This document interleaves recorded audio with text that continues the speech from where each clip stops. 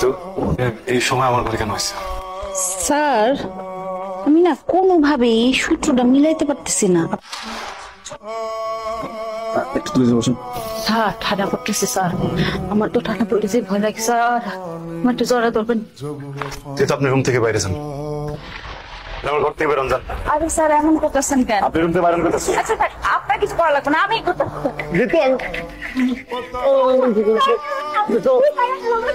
আপনি কি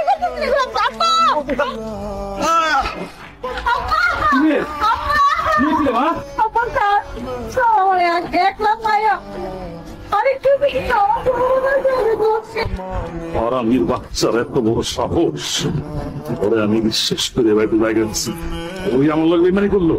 তবে যা আমার লোক ধরে নিয়ে আয়, আজকে বাড়িতে বাড়ি যা।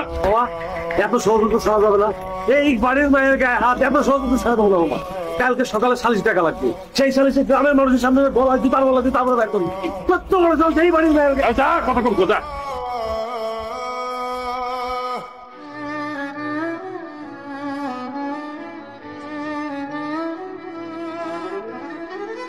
কি রে, কি হয়েছে? তোর তো শরীর খারাপ নাকি মন খারাপ? আমি মনে হয় অনেক বড় একটা অন্যায় করে ফেলছি রে। মানুষটারে না এতটা অপমান অপদস্থ করাটা উচিত হয়নি, খুব খারাপ একটা কাজ করে ফেলছি। থাক, এসব বাদ দে। তুই যা চাইছিলি তাই তো হয়েছে, দিন শেষে তো তুই জয়ের হাসি হাসি।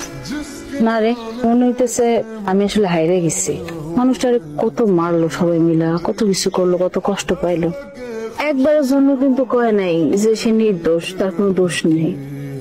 সে তো বলতে পারতো না যে সেই কাজটা করে নাই, কিন্তু একবারের জন্য কিন্তু কয় নেই, কাউরে বললো না যে আমার কোনো দোষ নাই।